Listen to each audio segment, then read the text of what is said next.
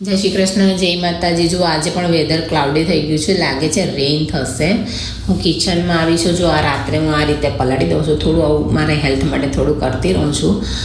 સીડ્સને હું 2 ગ્લાસ પાણી નાખી અને એને ઉકાળી લઉં છું. અંદર થોડો ફુદીનો અને આદું પણ નાખ્યું અને એક સાઈડ ઉપર હું નટ્સને પીલ કરી લઉં છું. અને 2 ગ્લાસમાંથી 1 હું સવારે લઉં છું અને 1 ગ્લાસ હું છે ને તો બપોરે લંચ પછી લઉં છું.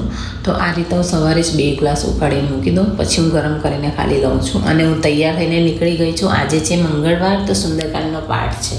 તો હું સુંદરકાંડના પાઠ માટે નીકળી ગઈ છું. અને જો સવારે કહ્યું હતું ને કે રેઇન થશે, જુઓ મસ્ત રેઇન ચાલુ થઈ ગઈ છે અને વેધર બહુ ફાઇન હતું. એટલે મેં પછી એક ક્લિક લઈ લીધો, કારણ કે મારે જ્યાં પહોંચવાનું હતું ત્યાં હું પહોંચી ગઈ છું.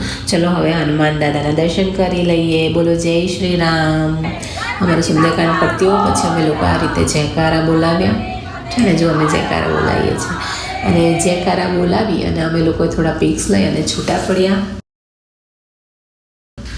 ઇવનિંગ થઈ ગઈ છે તો પણ હજી રેઇન ચાલુ જ છે. આજે આખો દિવસ ઝીણમળ વરસાદ ચાલુ જ રહ્યો અને એના લીધે છે ને તો ઝીણમળ વરસાદ ચાલુ હતો ને એના લીધે આજે પાણી કશે નથી ભરાયા.